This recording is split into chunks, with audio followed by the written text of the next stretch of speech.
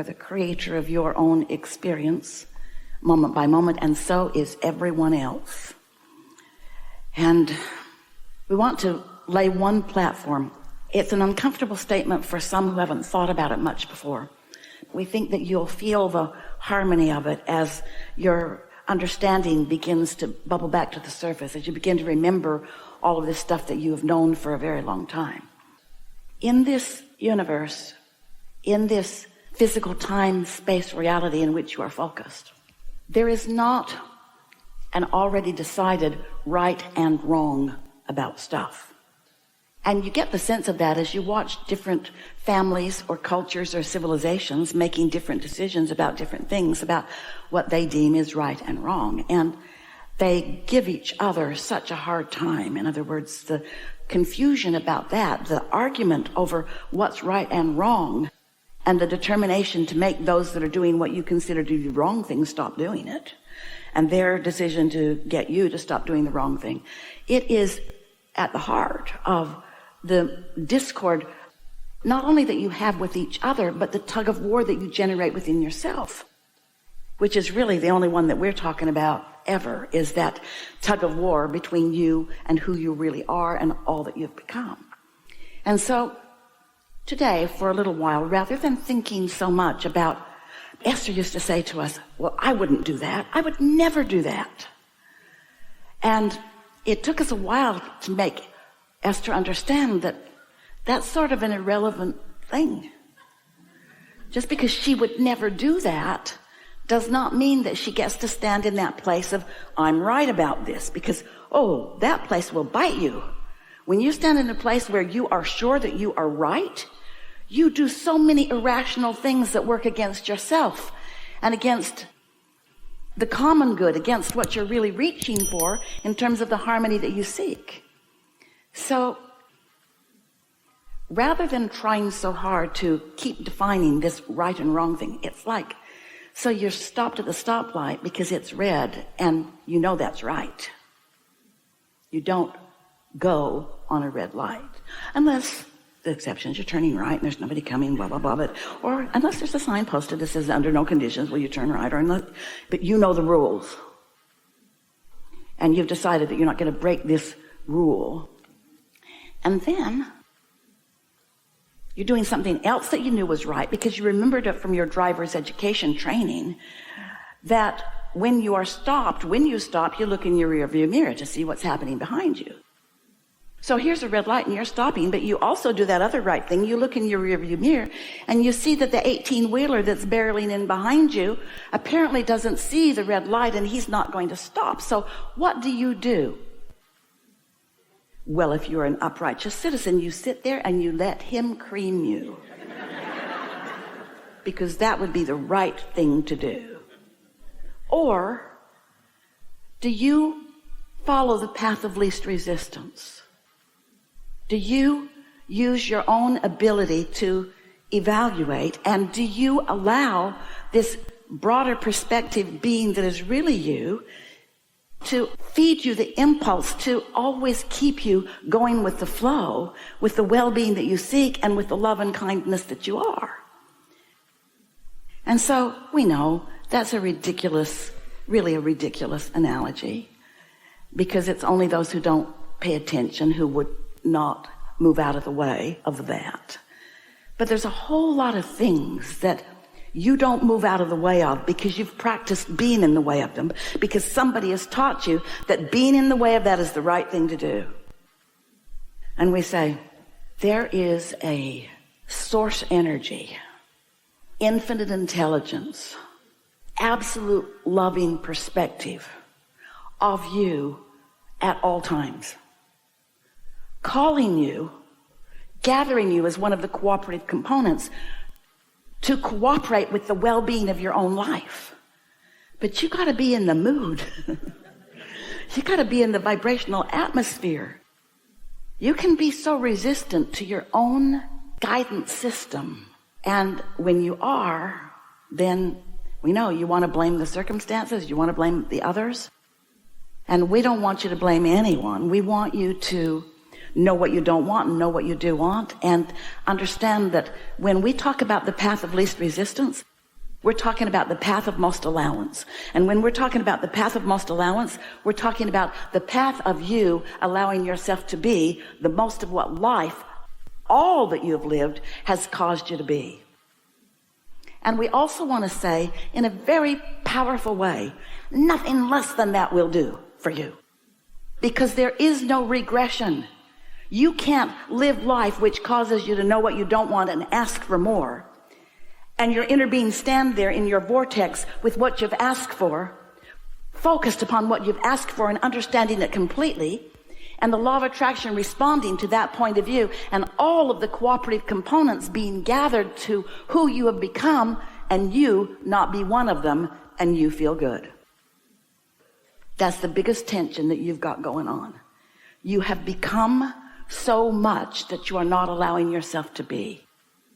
And most of the reason that you don't allow yourself to be what you've become is because you are arguing for the limitations that you learned when you were little or yesterday.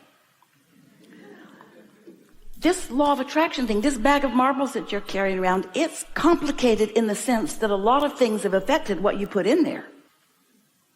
But it's simple in the fact that this bag of marbles has a relationship with this bag of marbles. And the blending of the two is what the bliss of life really is. It's what you came to do.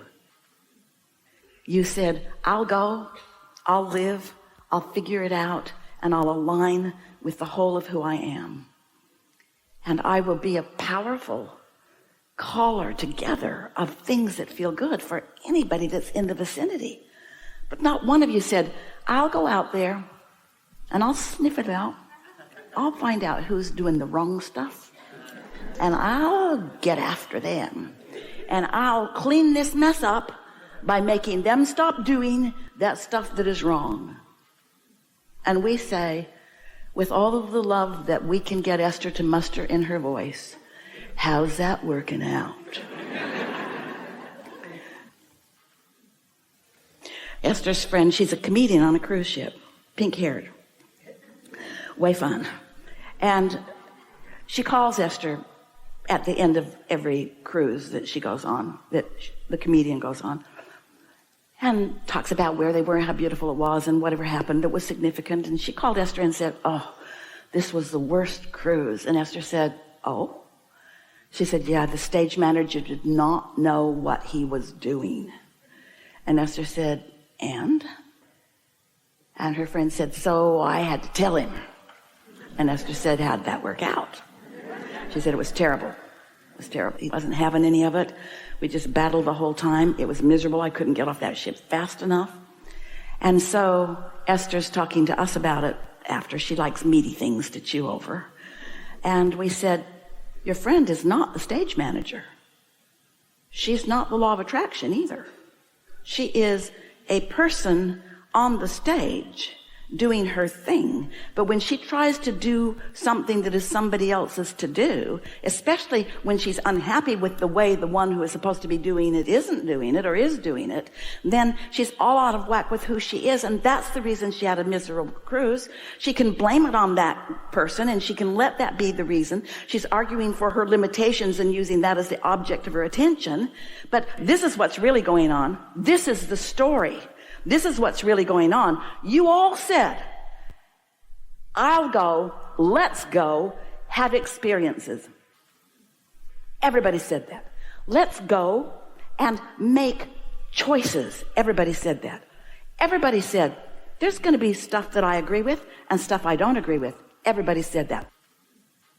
It's like a hair blowing back experience sometimes. And it's happening. And if something is intense and not wanted, you just have to sort of give yourself a break in an attitude of this too shall pass, and not try to hit it head on. Because when you try to hit something head on that you are living in a strong way, you perpetuate it. So take a nap, take a walk.